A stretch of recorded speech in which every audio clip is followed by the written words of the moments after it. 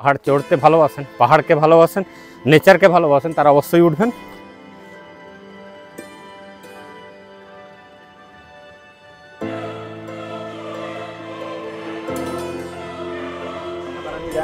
ঘুরে গেলে আপনাদের ভালো লাগবে।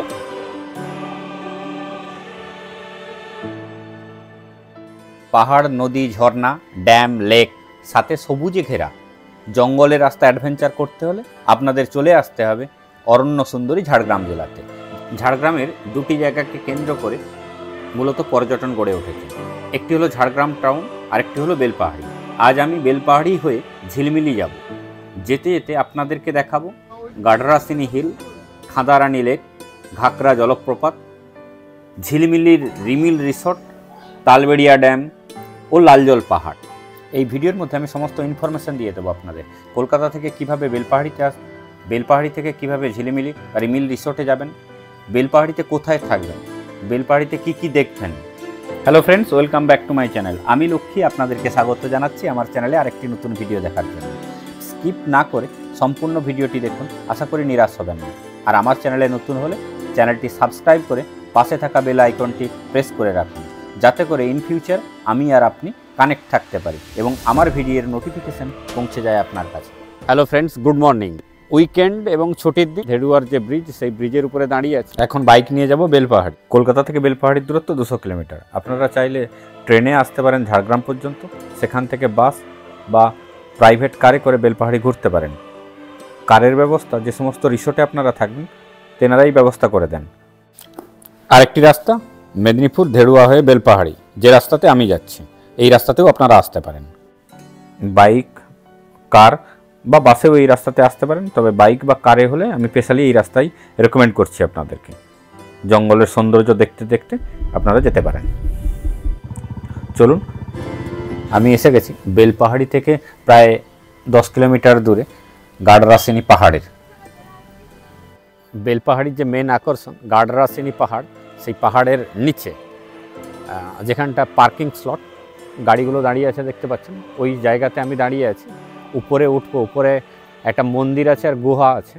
চলুন উপরটা থেকে ঘুরে আসা যাক, কি আছে আপনাদেরকে দেখাচ্ছি, বা উঠতে কতটা কষ্ট হয় না সহজে ওঠা যায়। আমি যদিও আগে একবার এসেছিলাম, একটু স্ট্রিপ চড়াই তো আছে, আমি দেখাচ্ছি আপনাদের। আমার পিছনেই পার্কিং স্লটটা, গাড়ি দাঁড়িয়ে আছে অনেকেই। এইখানে বড় গাড়ি যেহেতু আসে না, ছোট গাড়ি করেই আসতে হয়। বেলপাহাড়ির মেন মোড় থেকে ছোট গাড়ি করে আসতে হয়। আর ছোট গাড়ি, বহু ছোট গাড়ি আছে, বাইক আছে। পর্যটকরা শীতের শুরুতেই ভিড় করেছে, বেশ ভালো সংখ্যক পর্যটক আছে। আমি দেখাচ্ছি আপনাদের যে উপরে কি কি আছে বা কিভাবে উঠবেন আপনারা।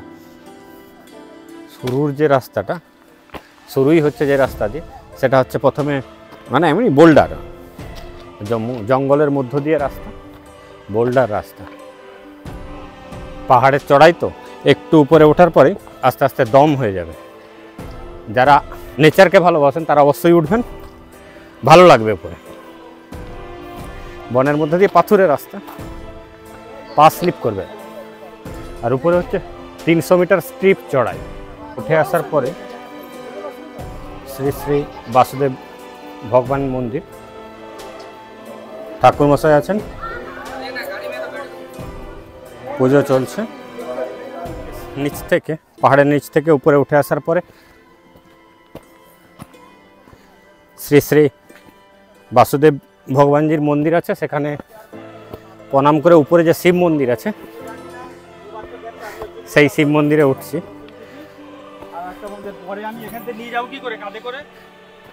আমি একবার এসেছিলাম বছর 3 আগে, করোনার পরে, বছর 3 না 2 বছর আগে, 2021-এ, তখন ভিডিও করা হয়নি। আজকে ভিডিওটা করছি,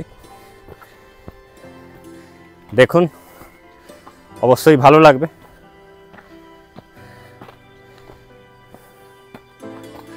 জুতো একটু ভালো হলে উঠতে সুবিধা হয়। আর এই পাহাড়ের উপর থেকে পুরো বেলপাহাড়িটাকে সুন্দর দেখতে লাগে, খুব সুন্দর। গাডরাসিনী পাহাড়ের উপরে উঠে এসেছি, আমার পিছনে শিব মন্দির, একদম টপটাতে দাঁড়িয়ে আছি আমি। টপটা থেকে পুরো বেলপাহাড়িকে এত সুন্দর লাগছে। যতটা দেখানো যাচ্ছে আপনাদেরকে আমি দেখাচ্ছি। দারুণ সুন্দর লাগছে, দারুণ সুন্দর।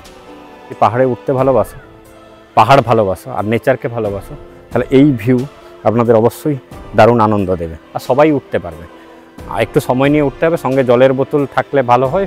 পুরো বেলপাহাড়িটাকে আমি দেখাচ্ছি 360 ডিগ্রি অ্যাঙ্গেলে।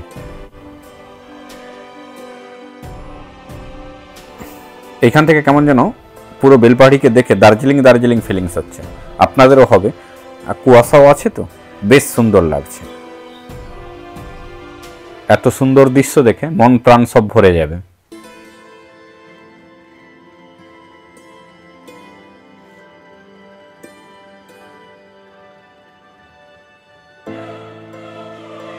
তারিখ ডিসেম্বরের, একটু গরম আছে ঠিক আছে, কিন্তু এই পাহাড়ে ওঠার পরে এইখানে বসে অ্যাকচুয়ালি ঘেমে যাচ্ছে।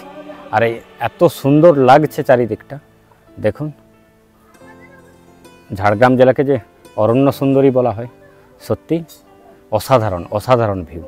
আপনারা একটু কষ্ট করে উঠে এলে এই অসাধারণ ভিউ আপনারা দেখুন।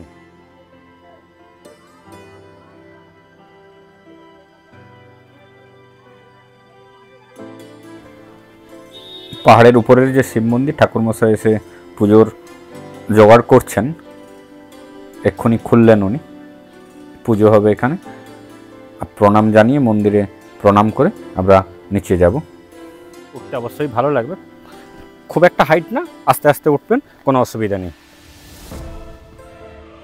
আমার নেক্সট ডেস্টিনেশন খাঁদারানি ড্যাম। চলুন দেরি না করে ডেস্টিনেশনে যাওয়া যাক।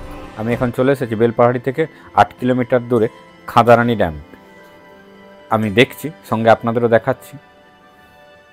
চারিদিকে সবুজ আর সবুজ গাছে ঘেরা পাহাড়ের কোলে এই ড্যাম। আমি দাঁড়িয়ে আছি, একদম আমার পিছনেই খাঁদারানি ড্যাম। বেলপাহাড়ি যারা ঘুরতে আসবেন, বেলপাহাড়ির অন্যতম আকর্ষণ হচ্ছে খাঁদারানি ড্যাম। যারা বেলপাহাড়িতে ঘুরতে পিকনিক করতে আসবেন তারা অবশ্যই খাঁদারানি ড্যাম ঘুরে যাবেন। খাঁদারানি ড্যাম ঘুরে গেলে আপনাদের ভালো লাগবে। যদিও ড্যামটা ছোট, জল কম আছে, বর্ষাকালে জল তুলনামূলক একটু বেশি থাকে। আমি এর আগে একবার এসেছিলাম বর্ষাকালের দিকে, তখন জল অনেকটা বেশি ছিল। এখন যদিও জল কম আছে, ড্যামের চারদিকে বহু পিকনিক হচ্ছে, বহু টুরিস্টই এসেছে এখানে পিকনিক করতে। আপনারাও আসুন এই জায়গাতে, আমি দেখাচ্ছি আপনাদেরকে ঘুরে।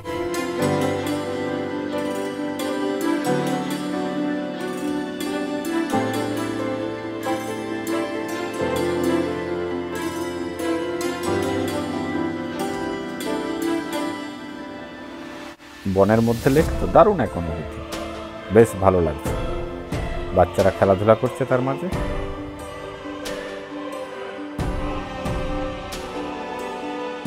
আমি উপরের পাড়টা দিয়ে যাচ্ছি, অসাধারণ দেখতে লাগে, অসাধারণ। এখানে আর দেরি করবো না, এখান থেকে সোজা যাব ঘাগরা জলপ্রপাত।